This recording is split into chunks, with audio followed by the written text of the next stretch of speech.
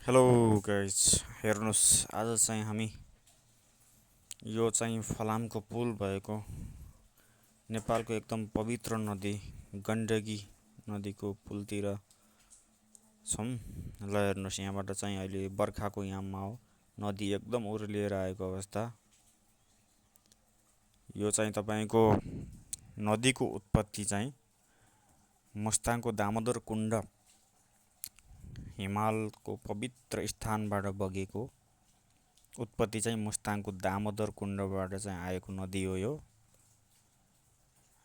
नदीको चाहिँ तपाईँको कहानी भन्दाखेरि यहाँबाट तपाईँको तनहुँ र लगभग चितवनको सिमानामा त्यहाँ गइसकेपछि त्यहाँबाट आउँछ उता पूर्वबाट त्रिशुली नदी, त्यो दुईटा भएर चाहिँ चितवनमा नारायणी नदी भनेर चिनिन्छ।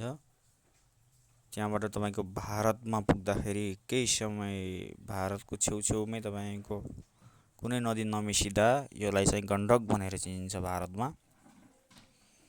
अनि बिहारको सोनपुरमा गएर गङ्गा नदीमा मिसिन्छ र त्यहाँबाट गङ्गा भनेर चिनिन्छ। तपाईँको लगभग भारतको पटनाबाट गङ्गा भनेर चिनिन्छ यो नदी चाहिँ। अनि जाँदा जाँदा चाहिँ भारतको हिन्द महासागरमा चाहिँ मिसिन्छ यो नदी। यसको कहानी चाहिँ यस्तो छ गाइज, हेर्नुहोस्, यो चाहिँ नेपालको एकदम पवित्र नदी हो। यो चाहिँ एकदम हेर्नुहोस्, आजभोलि बर्खा भएर चाहिँ एकदम उर्लिएर आएको अवस्था।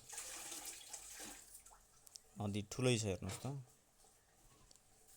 अहिले हामी चाहिँ नदीको पुलमा हो, यो फलामको पुलमा।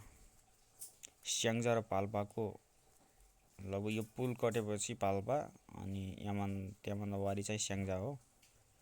ल हेर्नुहोस्, यो चाहिँ नेपालको पवित्र नदी, एकदम राम्रो रमाइलो छ, हेर्नुहोस्।